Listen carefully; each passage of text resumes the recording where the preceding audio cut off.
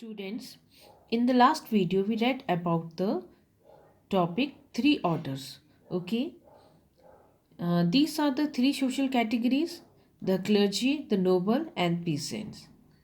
So we discuss about the second order, the noble, who had a central role in the social process. And now we will start from the first order, the clergy. So, in the Christian church, the clergy is the entire class of the religious officials, okay, from priest to pastor to bishops.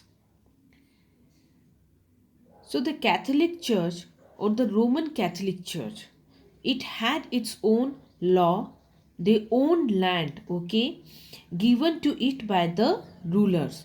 And then you will saw they can levy taxes or they can impose taxes. So this all it means that this church was a powerful institution which are not dependent on the king, as it had its own taxation system. And when we talk about this, at the head of this western church was the pope, okay. So pope here, the bishops of the Rome, as the head of the Roman Catholic Church. So, to the Christians of Europe, they were guided by the bishops and the clerics. So, bishops, the senior members of the Christian clergy who are elevated to a position of authority, and clerics were the, you can see, a priest or the religious leader. So, European Christians were under the guidance of the bishops and the clerics. So, these constitute the first order. So if we talk about most villages, it had its own church. Okay. So where people they assembled every Sunday to listen to the sermon by the priest or the teaching or preaching of the priest, and they pray together.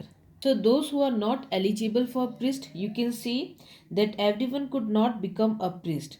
The serf were banned as well as the physically challenged, and women could not become priest. So men who became priest could not marry. So, so a bishop were the religious nobility. It means that he was a clergyman of high rank in the Catholic Church who was empowered to confer holy orders. Like lords, you can see, who owned vast land estate, the bishop they also had the use of vast estate and lived in grand palaces. So the church they were entitled to a tenth share, okay, uh, of whatever the peasant produced from their land over the course of the year, called a tithe. So he can levy taxes, as we did the church levy taxes, impose taxes, that we call the tithe or the tithe. Okay, it was 1/10 of the annual produce or earning. So whatever the peasants they produce from the land over the course of the year. And if we talk about the money, it comes from the taxes and the endowment. Endowments here are the donations, okay, donation of property, or you can see money that it's made by the rich for their own welfare and the welfare of their deceased relative in the afterlife. So the church they also get money in the form of the donations by the rich for their own and their relatives welfare in the afterlife. So now we talk about some important ceremony that was conducted by the church, and it is believed that it is copied from the former customs of the feudal elite. So if we talk about the act of kneeling while praying with hand clasped and head bowed, was an exact replica or copy of the way in which a knight conducted himself while taking the pledge of loyalty to his lord. So they have to kneel down while praying and hold their hand together, and head should be bent. Somewhere it's a replica or copy of the way in which the knight, okay, he conducted himself while taking the pledge of loyalty to his lord. So similarly, you can see the use of the term Lord for God, okay, was another example of feudal characters that found its way into the practice of the church. So you can see the religious and the lay worlds of feudalism. They share many customs and symbols. So this religious institution and the nobles, they share common culture. So now we talk about the monks, okay. So who are the monks? So man who has withdrawn from the world for the religious reason, who lives in a religious communities living according to a particular law or the rules, and their vow of poverty, simplicity and obedience. So we read about the church, okay. Apart from this, they were the Christians of another kind of organizations. Some deeply religious people, okay, they choose to live isolated. And in if we compare them with the clerics who live amongst the peoples in town and villages, so they live in a religious communities called abbey or monasteries, okay, the buildings where monks or the nun live or used to live. So two of the more well-known monasteries were those established by, you can see, Saint Benedict, okay, in Italy and Cluny in Burgundy. So now we talk about the rules. Here you can see the monks, they took pledge to remain in the abbey in the rest of his life, of their lives, and spend their times in prayer, in study, in manual labors like farming. So unlike this priesthood, this life was open to both men and women. So okay, men became monks and women none. So you can see, except in a few cases, all abbeys were single sex communities. That is that they were separated, abbeys for men or monasteries for men and for women. Okay, mostly cases. So like priests, monks and nuns, they did not marry. So you can see from it can be, if we talk about the monastery, it can be from small community of 10 to 20 men and women to a monasteries that grew to a community often of several hundreds with large buildings and land estate with attached school, colleges and hospitals. They contributed to the development of arts. So here you can see Abbe Hildegards, okay, was a gifted musician and did much to develop the practice of community singing of prayers in church. From the 13th century, you can find some group of monks, okay, they were called friar, okay. So they choose not to be based in a monasteries, but this friar, okay, they move from one place to another, preaching to the people and living on charity instead of living in monasteries.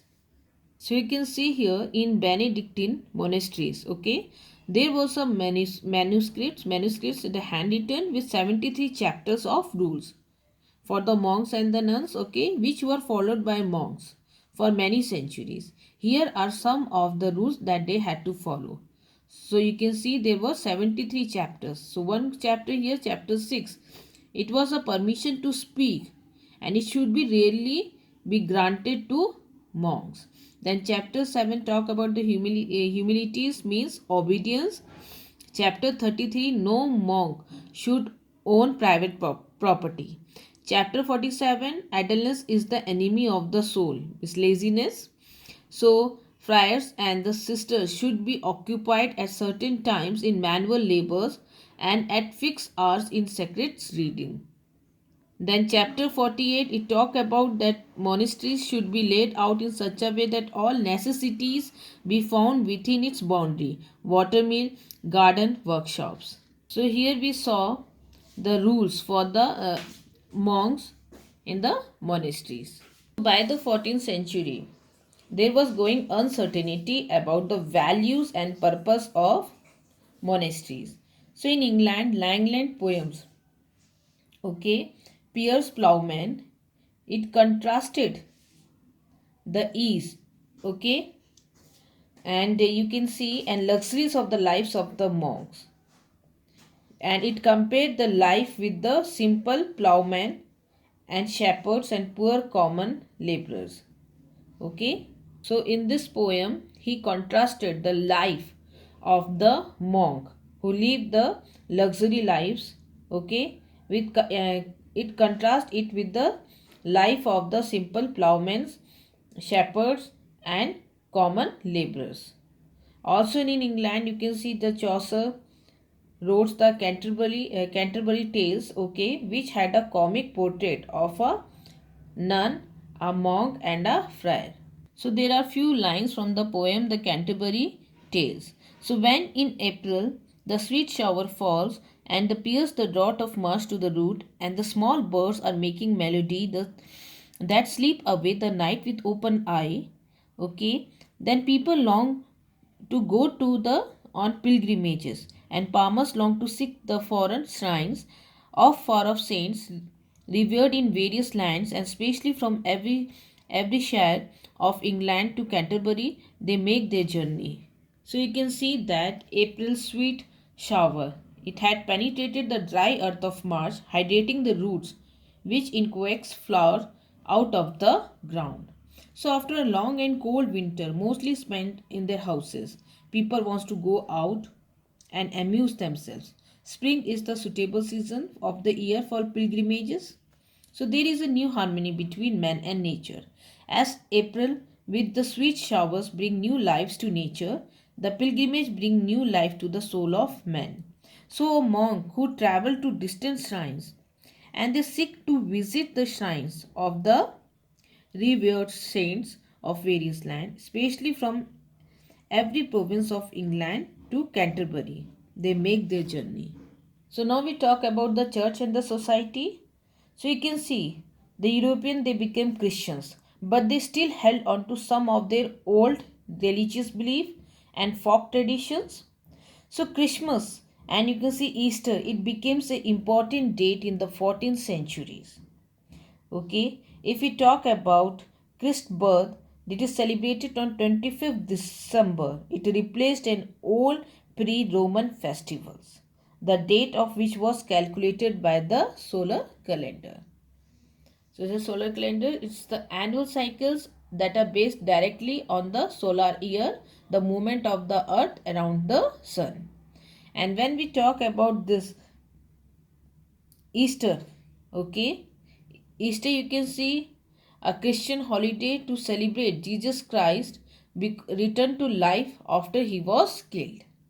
So this Easter it marks the crucifixions, the ancient form of executions which a person was nailed or bound to the cross. But the date of the Easter it was not fixed, okay, because it replaced an older festival to celebrate the coming of spring after long winter dated by the lunar calendar, okay, which is based on the monthly cycle of the moon phases. So traditionally on that day people of each villages they used to make a tour of their own village land. So with the coming of Christianity they continue to do this, but they call the village the parish, okay, parish the area under the supervisions of one priest. So you can see the overworked peasants, they welcomed the holidays because they were not expected to work on that day. So these days were meant for prayers, but people they usually spend a good part of their of them having fun and feasting. So here you can see pilgrimage was an important part of the Christian's life, and many people went on long journey to shrine of martyrs or to the big churches. So here we talk about the clergy, monk and the church and the society. So now we come to the third order, that is peasant, free and unfree. So let us now turn to the vast majority of peoples, namely those who sustained the first two orders. Okay, so you can see cultivators here are of two kinds, free peasants and serfs, okay, or the you can see slaves. So here comes that free peasant. They held their farm as tenant. Okay, tenants. They occupied the land or property rented from a landlord. The men had to render military service at least for 45 days. Okay, and they had to render service 45 or 40, especially 40 days. Okay, and then peasants families, okay, they had to set aside certain day of the week, usually 3, but more often when they would go to the lot estate and work there. So the output from such labor called the labor rent. So what are the labor rent? You can see that this extra income generated by his family, okay, who work along with him for at least 3 or more than 3 days. So this income generated from this labor is called the labor rent. In additions also, you can see they could be required to do other unpaid labor services like digging the ditches, the gathering firewood, building fences or wall, repairing roads and building. Beside helping in the fields, women and children had to do other tasks also. They spun thread, wove cloth, made candles and pressed grapes to prepare wine for the Lord's use. So there was one direct tax that we call styles, okay, that king sometime imposed on peasants, and you can see in which you can the clergies and nobles, as they were the privileged classes, so they were exempted from paying these taxes. So here comes the another cultivator are the serf, okay, or you can see it means serf. So serf, they cultivated the plot of land, okay, but this belonged to the lord. Most of the produce you can see from this land had to be given to the lord. They also had to work on the land which belonged exclusively to the lord. They received no wages and could not leave the estate without the lord permissions. So the lord, it claimed a number of monopolies, okay, and then at the expense of his serf. So serf could not use only their lord's meals to grind their flour, his oven to bake their bread, and you can see his wine presses or to purify the wine from wine and beer. The lord could decide whom a serf should marry or might give him blessing to the serf choice, but on payment of a fee. So they were bound to work under the Lord. So here we saw the two orders. First order was the clergy and the third order the peasants. Okay, in which we talk about two kinds of cultivator. One was the free peasant and another one was the serf.